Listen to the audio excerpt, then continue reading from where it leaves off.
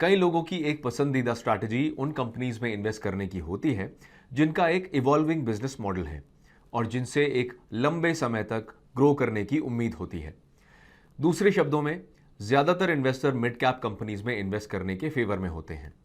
अब ऐसा करने के 3 तरीके हैं। पहला ऑप्शन रिसर्च करने का है, अर्थात अपना फंडामेंटल एनालिसिस करें, टेक्निकल एनालिसिस करें। अगर आप इसे समझते हैं तब इन्वेस्ट करें। दूसरा, आप किसी फंड मैनेजर की सेवाएं लें और किसी quality managed mid cap mutual fund या पीएमएस के थ्रू इन्वेस्ट कर सकते हैं। और ऑप्शन 3 इन्वेस्टिंग की पैसिव स्टाइल है, जिसमें आप एक मिड कैप इंडेक्स फंड के जरिए इन्वेस्ट कर सकते हैं। इस वीडियो में हम तीसरे ऑप्शन पर फोकस करेंगे तथा डिटेल में निफ्टी मिड कैप 150 इंडेक्स की जांच करेंगे। जैसा कि इन पर हम स्टडी करते हैं, इसका कॉन्स्ट्रक्ट, उन कंपनीज का जो इंडेक्स बनाती हैं, सेक्टोरल कॉम्पोजिशन, इसका वैल्यूएशन और किस प्रकार मिड कैप 150 ने डिफरेंट इंडिसेस के मुकाबले परफॉर्म किया है। तो आइए शुरू करते हैं।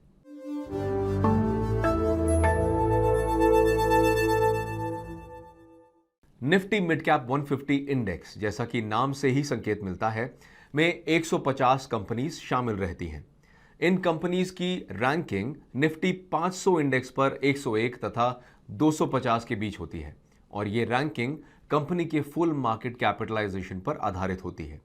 इसलिए स्टैकिंग ऑर्डर में हमारे पास निफ्टी 50 कंपनीज हैं जो आमतौर पर एस्टैब्लिश्ड इंडस्ट्री लीडर्स हैं और निफ्टी 500 के टोटल मार्केट कैपिटलाइजेशन में लगभग 56% को रिप्रेजेंट करती हैं। इसके बाद आती है निफ्टी नेक्स्ट 50 कंपनीज, जो कल के सुपरस्टार्स हैं। ये वैसी कंपनीज हैं जो फिलहाल और मुख्य रूप से निफ्टी 500 के टोटल मार्केट कैपिटलाइजेशन में 18% से अधिक को रिप्रेजेंट करती हैं।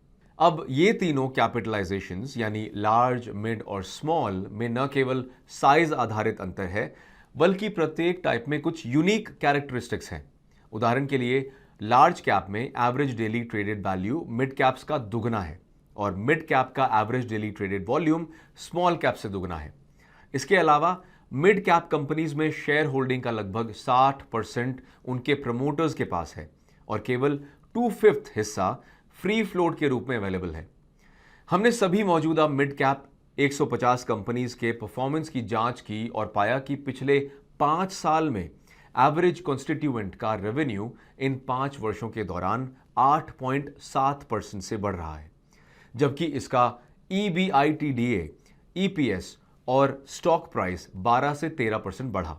बेशक अलग अलग कंपनीज के लिए रेलेवेंट नंबर्स इंडेक्स के लिए उतने महत्वपूर्ण नहीं हो सकते हैं, क्योंकि इसका बहुत कुछ अलग अलग कंपनीज को असाइन किए गए वेट्स पर निर्भर करेगा।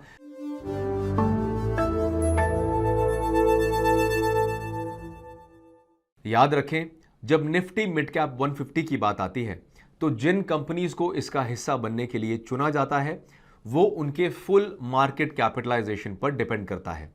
हालांकि मिड कैप 150 इंडेक्स में उसी कंपनी का वेटेज उनके फ्री फ्लोट मार्केट कैप पर डिपेंड करता है। अब आप यदि पहली बार फ्री फ्लोट शब्द सुन रहे हैं तो आपको थोड़ा यह कंफ्यूजिंग लग सकता है। Free float market cap company के उन शेयर्स जो स्टॉक एक्सचेंज में पब्लिकली ट्रेड करते हैं से कंपनी के स्टॉक प्राइस को मल्टीप्लाई करके निकाली जाती है। इसमें वो शेयर्स एक्सक्लूडेड होते हैं जो प्रमोटर्स या गवर्नमेंट के पास होते हैं और पब्लिकली ट्रेड नहीं होते। फुल मार्केट कैप निकालने के लिए कंपनी के टोटल शेयर्स को उसके प्राइस से मल्टीप्लाई किया जाता है। सेक्टोरल पर्सपेक्टिव से हम देखते हैं कि निफ्टी मिड कैप 150 इंडेक्स उनके लार्ज कैप पीयर्स की तुलना में कहीं अधिक डाइवर्सिफाइड है, मतलब ज्यादा इंडस्ट्रीज। इसका अर्थ यह भी हुआ कि अधिक एग्जिस्टिंग या पोटेंशियल इंडस्ट्री लीडर्स उस स्पेस को भर रहे हैं। अब इस सेक्टर मेकअप में दिलचस्प बात मिड कैप 150 इंडेक्स के दूसरे इंडेक्सेस के बीच के अंतर है। उदाहरण के लिए, large cap index financial services, information technology, oil और गैस तथा एफएमसीजी जैसे कुछ सेक्टर्स की दिशा में हेविली टिल्टेड हैं, जो उनके सेक्टर वाइज वेटेज में 70% कंट्रीब्यूट करते हैं। दूसरी तरफ ये ही 4 सेक्टर्स आधा कंट्रीब्यूट करते हैं, यानी मिड कैप 150 के लिए वेट के केवल 33%। वास्तव में मिड कैप 150 इंडेक्स के पास capital goods, health care, chemicals तथा कंज्यूमर ड्यूरेबल्स अधिक हैं, जो फाइनेंशियल सर्विसेज, आईटी तथा ऑयल और गैस के साथ साथ इस इंडेक्स को वास्तव में एक डाइवर्सिफाइड इंडेक्स में बदल देते हैं। नोट करने लायक एक और दिलचस्प पॉइंट यह है कि मिड कैप इंडेक्स एक बहुत मूविंग इंडेक्स है। मेरा मतलब यह है कि कुछ कंपनीज जो अच्छा कर रही हैं, समय के साथ इस इंडेक्स से बड़े निफ्टी 100 इंडेक्स में शामिल हो जाएंगी और इसी प्रकार कुछ poor performing companies small cap index में शामिल हो जाएंगी। इस प्रकार दोनों ही तरफ से एक लीकी बकेट है, जिससे वास्तव में इन्वेस्टर के रूप में तब तक परेशान नहीं होना चाहिए जब तक उनके पास कोई smartly distributed asset allocated portfolio है। अब इस YouTube चैनल पर हमने एसेट एलोकेशन तथा रीबैलेंसिंग के बारे में काफी बात कर ली है, लेकिन अगर आप इसके बारे में जानने के लिए कोई ऑटोमेटेड तथा इंटेलिजेंट तरीका ढूंढ रहे हैं तो जरूर ईटी मनी जीनियस को एक्सप्लोर करें, जो आपको और अधिक रिटर्न पाने, रिटर्न कंसिस्टेंसी बढ़ाने तथा आपके पोर्टफोलियो को डाउनसाइड प्रोटेक्शन प्रोवाइड करने का एक्सेलेंट काम करता है। जीनियस के बारे में और अधिक जानकारी पाने के लिए इन वीडियो को जरूर देखें, जो हिंदी और इंग्लिश दोनों में अवेलेबल हैं और जिसका लिंक इस वीडियो के डिस्क्रिप्शन में अटैच्ड है।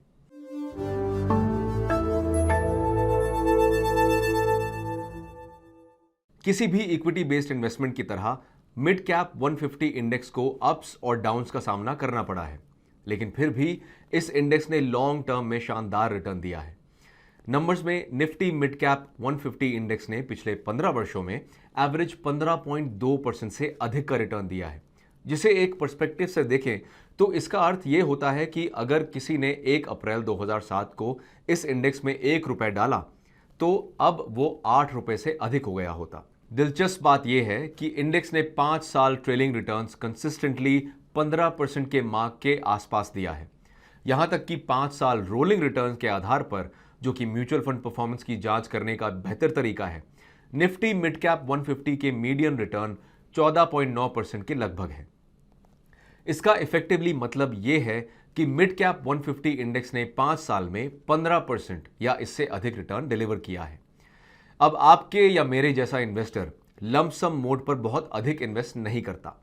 हम इसे एसआईपी करना पसंद करते हैं और इसलिए हमारे लिए परफॉर्मेंस का एक स्टैगर्ड बेसिस पर भी जांच करना महत्वपूर्ण था। यहां भी पिछले 15 वर्षों में इस इंडेक्स ने कुछ इंप्रेसिव गेन शो किया है। In fact SIP performance mid cap 150 index की लंप सम परफॉर्मेंस से बेहतर है। ओके, अब जबकि हमने आइसोलेशन में इंडेक्स की जांच की है, आइए कुछ तुलना करें। पहली तुलना पॉपुलर लार्ज और स्मॉल कैप इंडेक्स के साथ है। परफॉर्मेंस बेसिस पर मिड कैप 150 सबसे अच्छा परफॉर्म करने वाला और इन 15 वर्षों में अधिक कंसिस्टेंट इंडेक्स रहा है। वास्तव में एनुअल आधार पर मिड कैप 150 ने पिछले 15 वर्षों में से 11 वर्षों में निफ्टी 50 और निफ्टी 100 इंडेक्स को आउट परफॉर्म किया है। इसके अतिरिक्त हमने पिछले वीडियो में इसे हाईलाइट किया था। हिस्टोरिकली मिड कैप 150 ने स्मॉल कैप 250 इंडेक्स की तुलना में भी बेहतर परफॉर्म किया था। हालांकि पॉपुलर विचार यही है कि स्मॉल कैप इंडेक्स को अज्यूम्ड रिस्क के कारण बेहतर परफॉर्म करना चाहिए। स्मार्ट इन्वेस्टर्स के लिए दुर्भाग्य से या सौभाग्य से रिस्क और रिटर्न लगभग कभी भी लीनियर फैशन में मूव नहीं करते और मिड कैप और स्मॉल कैप परफॉर्मेंस में अंतर इसका प्रूफ है। जिस दूसरी तुलना के बारे में हम चर्चा करना चाहते हैं वो है कि मिड कैप 150 इंडेक्स ने quality managed mid cap funds की तुलना में कैसा परफॉर्म किया है।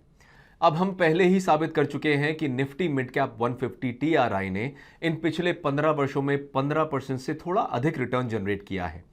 इस नंबर में एक्सपेंस रेशियो शामिल नहीं होता और चूंकि हमारे पास लंबे समय तक परफॉर्म करने वाला मिड कैप इंडेक्स नहीं है, हमने एक अजम्पशन लिया है और एक्सपेंसेस के लिए अपने अनुमानों में 0.5% के चार्ज को सेटअप किया है। तो यहां बताया गया है कि actively managed mid cap category ने self adjusted mid cap 150 TRI index fund की तुलना में कैसा परफॉर्म किया है। यहां नोटिस करें कि एवरेज मिड कैप फंड का परफॉर्मेंस पिछले कुछ सालों में कुछ हद तक मिड कैप इंडेक्स फंड जैसा ही रहा है। असल में इंडेक्स वेरिएंट ने 5 साल के ट्रेलिंग पीरियड में एक्टिव पीयर्स की तुलना में ज्यादा रिटर्न्स दिया है, लेकिन ऐसे कुछ मिड कैप होंगे जो कुछ वर्षों में बेहद अच्छा परफॉर्म करेंगे, बट हमें कंसिस्टेंसी इन परफॉर्मेंस चेक करना होगा। लेकिन ऐसे एक consistent superstar mid cap fund select करना आसान नहीं है। हम इंडेक्स वेरिएंट को थोड़ा और सीरियसली लेना चाहेंगे। ऐसा करने के लिए एक स्मार्ट तरीका यह है कि आप अपने पोर्टफोलियो को इंडेक्स फंड्स के एक कॉम्बिनेशन के रूप में बनाएं, जिन्हें आपके द्वारा इंप्लीमेंट किया जा सकता है। ऐसा ही एक ऑफरिंग ईटी मनी जीनियस है, जिसे आप अपने मोबाइल फोन में एक्सप्लोर कर सकते हैं। और अंत में आइए वैल्यूएशन पर एक क्विक वर्ड रखें, क्योंकि इन्वेस्टिंग में सारा कुछ उस प्राइस पर आ जाता है जिसे आप पे करते हैं। हमने देखा है कि मिड कैप्स के प्राइसेस काफी इंक्रीज या डिक्रीज होते हैं। अब मिड कैप 150 इंडेक्स का long term average PE ratio 30 mark के आसपास रहा है और अभी इंडेक्स इसी के आसपास है। इसका अर्थ यह हुआ कि इंडेक्स न तो ओवर प्राइस्ड है और न ही ये अंडर प्राइस्ड है। अगर हिस्टोरिकल पीई रेशियो नंबर्स पर भरोसा किया जाए तो इसका यह भी अर्थ हुआ कि मौजूदा समय में मिड कैप्स में इन्वेस्ट करने का एक इन्वेस्टर का आकलन उसके चीपनेस के बजाय उसकी ग्रोथ स्टोरी पर अधिक निर्भर होना चाहिए।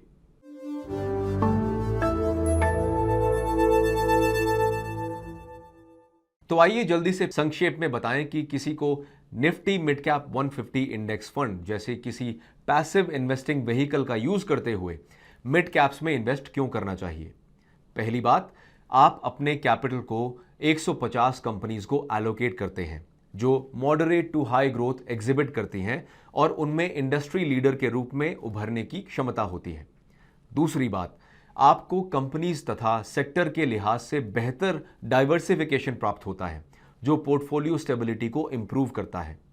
तीसरी बात, मिड कैप 150 इंडेक्स ने पिछले 15 वर्षों में अपने परफॉर्मेंस में सुधार किया है और निफ्टी 50, निफ्टी 100 तथा निफ्टी स्मॉल कैप 250 इंडेक्स की तुलना में बहुत बेहतर रिटर्न डिलीवर किया है। और चौथी बात, इस फैक्ट पर जोर देता है कि किसी इंडेक्स फंड के जरिए या किसी ईटीएफ के जरिए मिड कैप इन्वेस्टिंग को अप्रोच करना न केवल किफायती है बल्कि ज्यादा सिस्टमैटिक भी है, कहीं ज्यादा ट्रांसपेरेंट है और इसकी पैसिव इन्वेस्टिंग, जहां इन्वेस्टर मनी का एक बहुत बड़ा हिस्सा डायरेक्ट किया जा रहा है। वास्तव में अगर आप कुछ होमवर्क करना चाहते हैं तो आप axis Nifty mid cap 50 index के रूप में कुछ वेरिएशंस पर भी गौर कर सकते हैं जो मिड कैप 150 इंडेक्स से टॉप 50 कंपनीज को चुनता है। और आप डीएसपी के Nifty mid cap 150 quality 50 fund पर भी विचार कर सकते हैं जो इसके स्मार्ट बीटा फंड के लिए 50 कंपनीज को चुनने के लिए मिड कैप 150 इंडेक्स के टॉप पर कुछ एक्स्ट्रा रूल्स लागू करता है। इसलिए बिना हिचक वो करें जो आप चाहते हैं, लेकिन मिड कैप पर उचित ध्यान जरूर दें। और इसी के साथ हम इस वीडियो के आखिर में आते हैं। हमें उम्मीद है कि आज आपने कुछ नया सीखा होगा। कृपया उस लाइक बटन पर जरूर टैप करें, हमारे चैनल को सब्सक्राइब करें और कमेंट करें। और मैं आपसे अगले सप्ताह एक और वीडियो के साथ मिलने की उम्मीद करता हूं। Mutual fund investments are subject to market risks. Read all scheme related documents carefully.